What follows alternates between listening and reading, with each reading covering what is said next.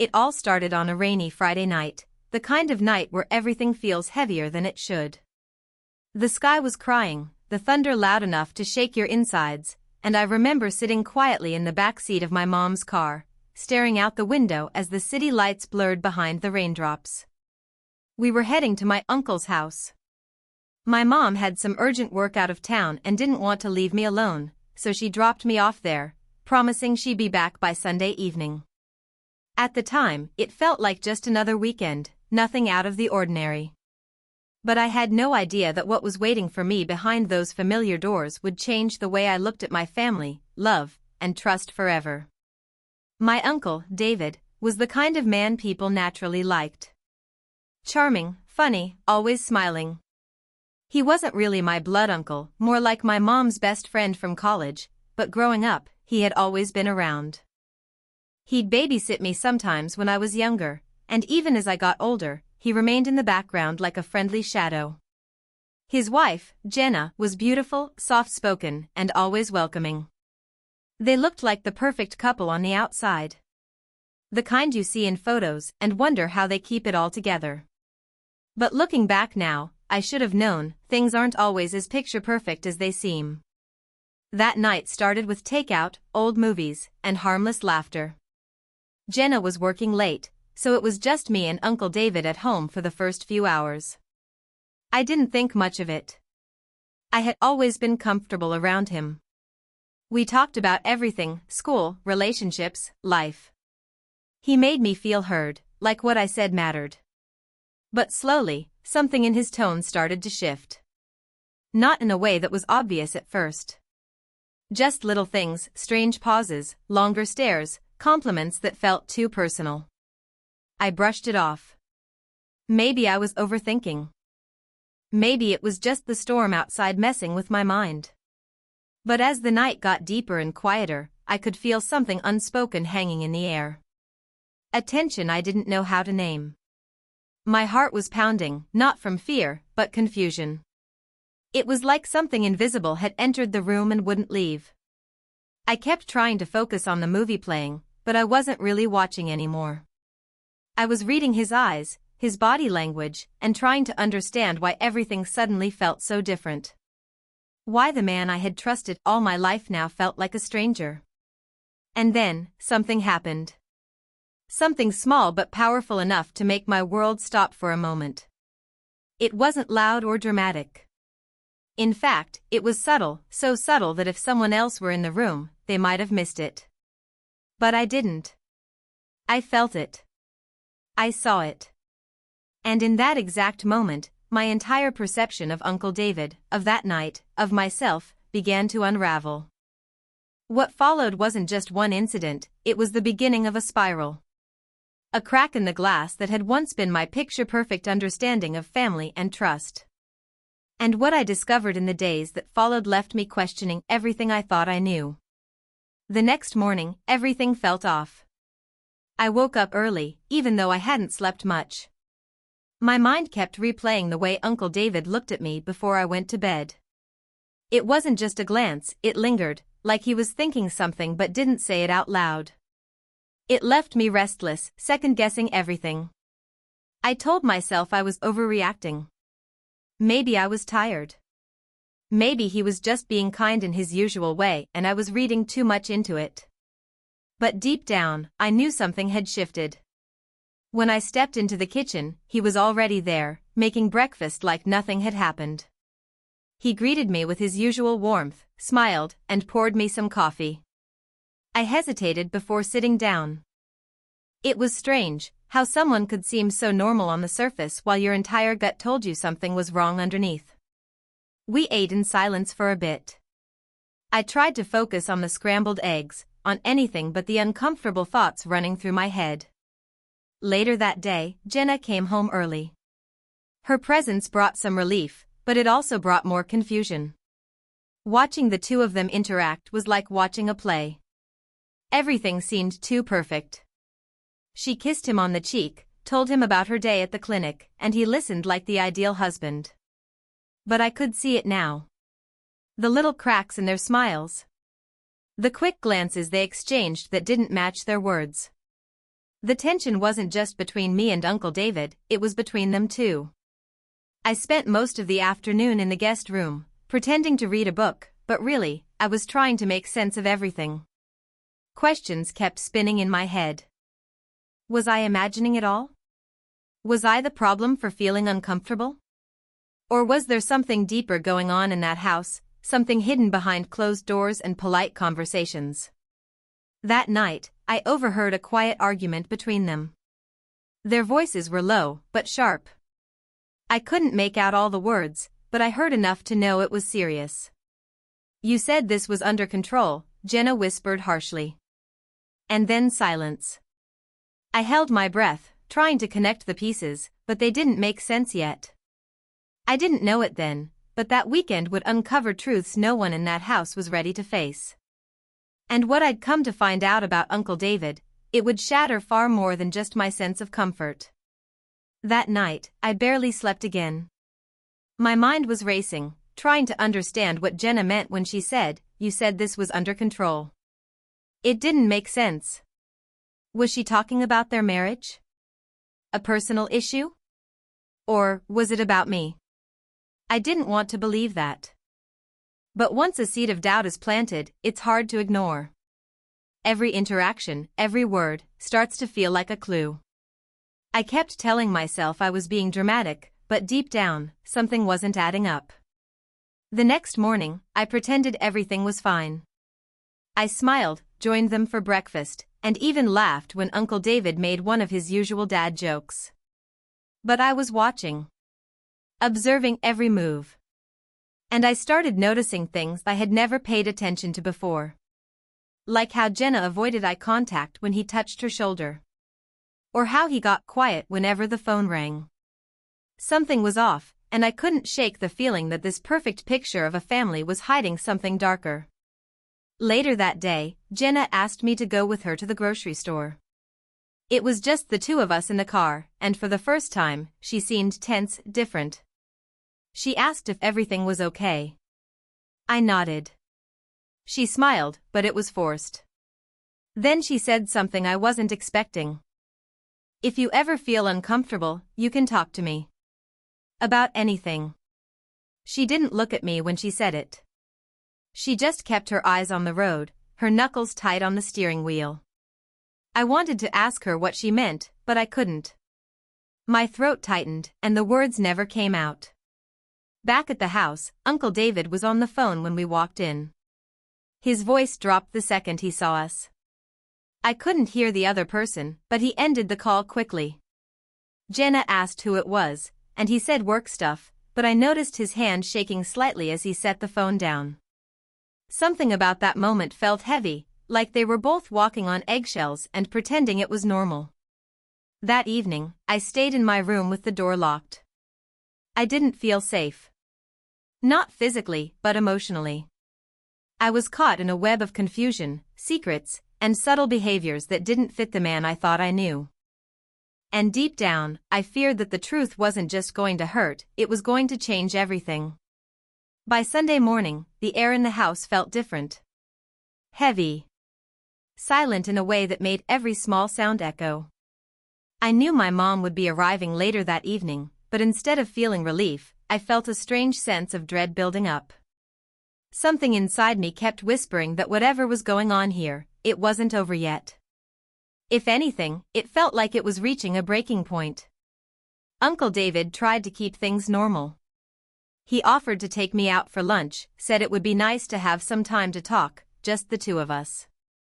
I hesitated, not wanting to be alone with him, but I couldn't find a reason to say no without making things obvious. So I nodded.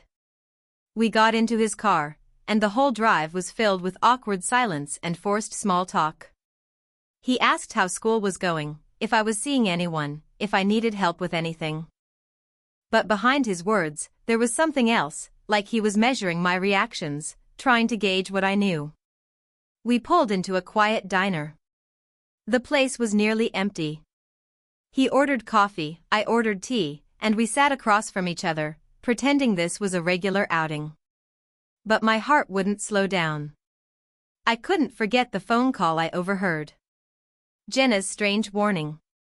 The way his eyes sometimes lingered too long. It all swirled in my head like a storm waiting to hit. Then, in the middle of stirring his coffee, he looked up and asked me something completely unexpected. "Did Jenna talk to you about me?" His voice was calm, but his eyes were sharp. I froze for a second, unsure of what to say. I lied and said no. He nodded slowly, like he didn't believe me but wasn't going to push. "Sometimes people misunderstand things," he said, almost more to himself than to me. "Especially when they're emotional." That moment, it scared me. Not because he raised his voice or acted threatening, but because of how calculated he sounded. Like someone who was used to covering tracks, spinning stories. And for the first time, I realized this wasn't just about me feeling uncomfortable. There was something much deeper going on, something involving both him and Jenna. And before the day ended, I was going to find out exactly what. Whether I was ready or not. After that strange conversation at the diner, I kept my guard up. Every word, every glance, felt layered with meaning. Uncle David didn't push any further, but something had clearly shifted. It was like we both knew a silent line had been crossed, but no one wanted to say it out loud. The rest of the lunch passed in slow motion, like time had thickened around us. He paid the bill, walked me back to the car, and turned the radio on like nothing ever happened. Back at the house, Jenna was in the living room, pacing with her phone pressed to her ear. When she saw us walk in, she quickly ended the call and gave a half-smile, like she'd just been caught doing something she wasn't supposed to. Uncle David acted casual, asked her how her day was, and she answered with short, clipped responses. I stood in the hallway, watching the tension stretch between them like a rope ready to snap. That's when Jenna looked at me and said something that stopped me cold. "I need your help with something upstairs. It won't take long." I followed her up the stairs without a word. We stepped into the guest bedroom and she quietly closed the door behind us. Her hands were shaking. She didn't look like the composed, calm woman I'd always known. She looked scared. Tired. Like she'd been holding something in for too long. She didn't waste time. She walked to her closet, reached into a box tucked behind some folded sheets, and pulled out a small flash drive. "I know something's going on," she whispered, eyes flicking toward the door. "And I need you to see it for yourself." I stared at the flash drive, unsure of what she meant. "What is it?" "It's everything," she said quietly. "I've been keeping it for months. Phone records. Messages. Even footage from our security cams." Her voice broke slightly. I didn't know who to trust anymore. Not even myself. "But after this weekend, I'm sure you've seen enough to understand something's wrong." My heart was pounding. I hadn't expected this. I thought maybe there were secrets, tension, maybe even lies between them, but this was something else entirely. Proof. Evidence. A deeper betrayal than I'd imagined. Jenna didn't go into details, but the fear in her eyes told me this wasn't just about some fight between husband and wife. It was bigger. Darker. As I took the flash drive from her, I felt a shift. The story I thought I was a part of wasn't the real story at all. There were layers I hadn't seen, things that would change how I saw both of them. Jenna gave me one final warning before she opened the door. "Don't watch it here. Wait until you're home. Somewhere safe." I nodded, tucking it deep in my backpack. Uncle David was downstairs, humming a tune and pretending nothing had changed. But I knew now that everything had. And I had no idea what I was about to uncover. I didn't say much for the rest of the day. I avoided eye contact with both of them, kept my backpack close, and counted down the hours until my mom arrived. Every second felt like a lifetime. Uncle David was acting overly cheerful, almost performative, like he could sense something was wrong but didn't know exactly what. Jenna, on the other hand, stayed quiet. She didn't look at him. Didn't speak unless necessary. The silence between them had shifted from tension to something colder, like two people who knew the truth but were pretending to still live in the lie. That evening, my mom finally arrived. I hugged her tighter than I expected to, and I could see the confusion in her eyes. She asked if everything was okay, and I nodded. I wasn't ready to explain. Not yet. I just needed to get home. To be away from that house. To breathe again. Later that night, once I was safe in my room, I locked the door, plugged the flash drive into my laptop, and took a deep breath. The folder was simple: 3 video files, a document with dates and names, and a text file labeled "Read Me First." I opened that one first. It was a note from Jenna. She explained how she'd started noticing things almost a year ago: phone calls late at night, passwords being changed, money moving from shared accounts without explanation. At first, she thought it was a work affair. Someone at his office. But then things turned more personal. More calculated. She found out David had been lying to more than just her. He was involved in something far beyond infidelity. He had been emotionally manipulating multiple women, using charm, guilt, and control, crafting different versions of himself for each of them. Jenna wasn't just another betrayed wife. She had been documenting everything, slowly building a case. I clicked on the first video file. It was security camera footage from their living room. There was David, late at night, sitting with a woman who wasn't Jenna. The way he spoke, touched her hand, comforted her. It was like watching the same man I'd seen all weekend, only now I saw it with clarity. It was rehearsed. Like he knew exactly how to play the role. The second file was worse. It was a recording from his office, and I saw him speaking to someone on the phone, calmly, confidently, offering legal advice in exchange for personal favors. The charm I once thought was harmless now felt chilling. This wasn't just about cheating. This was manipulation. Control. And then came the third video.